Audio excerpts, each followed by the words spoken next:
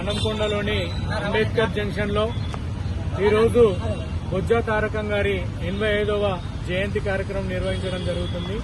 ఈ కార్యక్రమాన్ని విచ్చేసినటువంటి మహనీయులకు మరియు నాయకులకు, వివిధ సంఘాల నాయకులందరికీ కూడా పేరు పేరున ధన్యవాదాలు. అలానే జై స్వరాజ్ టీవీ వారికి ప్రత్యేక ధన్యవాదాలు.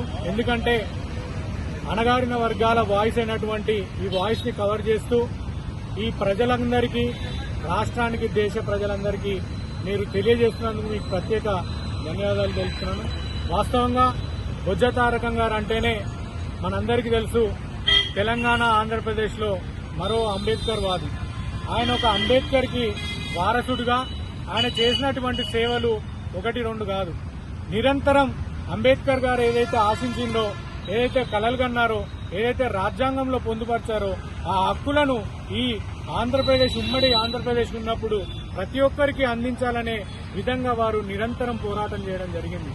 కారంచేడులోనే అయితేనేని, ఒకవైపు మన శాంతి చర్చలలోనే అయితేనేని వారు ప్రముఖ పాత్ర పోషించి ప్రభుత్వం తరఫున మరియు ప్రజల వాయిస్ కూడా వినిపించి ప్రజలు మెప్పు పొందినటువంటి మహానాయకుడు బొజ్జా తారకం గారు. వారు చనిపోయేంత వరకు కూడా నిరంతరం ఏ పీడిత ప్రజలైతే ఎలా బాగుపడతారో వారి కోసమే నిరంతరం ఆలోచిస్తూ రిపబ్లిక్ పార్టీ ఆఫ్ ఇండియాలో బొజ్జా తారకం గారి పాత్ర అమోఘమైనది. వారు వందలాది వేలాది మంది సైన్యాన్ని తయారు చేసి ఈ సమాజానికి ఇవ్వడం జరిగింది. వాస్తవంగా వారు ఈ సమాజానికి ఒక మేధో సంపత్తిని ఇచ్చి వారు ఈ సమాజం నుండి దూరం అవ్వడం జరిగింది. వాస్తవంగా వారు చేసినటువంటి సేవలు 1-2 కాదండి.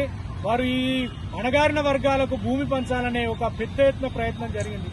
భూమి ఎవరి చేతిలో అయితే ఉంటుందో, ఆ భూమి ఎవరి చేతిలో అయితే ఉంటుందో వారు ఆర్థికంగా బలప్రదమవుతారు. ఆర్థికంగా బలంగా ఉన్నప్పుడు వాళ్ళు చదువుకోగలుగుతారు. విద్య పట్ల కూడా వాళ్ళకు పూర్తి అవగాహన వస్తుంది.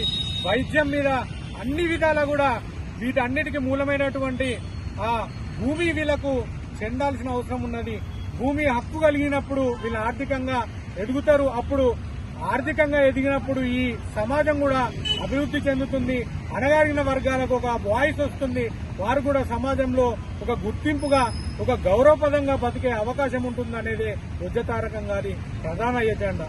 అందుకే వారు ఎంత వాటా అయితే రావాలో ఈ ప్రజలు, ఏ పేద ప్రజలైతున్నారో వాళ్ళందరికీ కూడా ప్రతి ఒక్కరికి భూమిని పంచాలి, ఇల్లులను కట్టియాలి, వారికి ఉపాధిని కల్పించాలనేది వారి ప్రధాన ఎజెండా. మేము అడుక్క తినే వాళ్ళం కాదు. మేము కష్టపడి సాధించి మా బతుకులు మేము బతికి ఈ సమాజానికి మేము ట్యాక్సులు కట్టి మీకే మేము ఉపాధి కల్పిస్తామని కూడా ఈ బొజ్జా తారకం గారు చెప్పడం జరిగింది. మీరు నిజంగా భూములను మాకు పంచి ఉంటే ఈరోజు వందలకు, వేల రూపాయలకు కార్పొరేట్ వ్యవస్థలకు అమ్ముకుంటున్న భూములను పేద ప్రజలకు నిజంగా మీరు అదే వందలకు, వేల రూపాయలకు ఇస్తే మేము సొంతిల్లుల కళ నెరవేరుతుంది.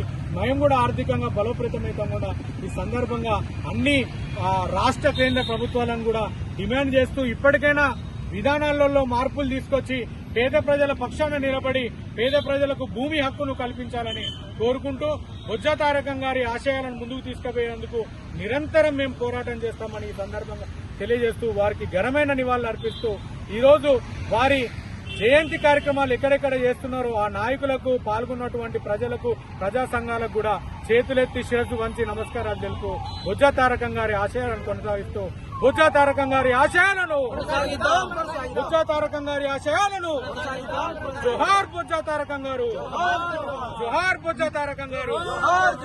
ధన్యవాదాలు.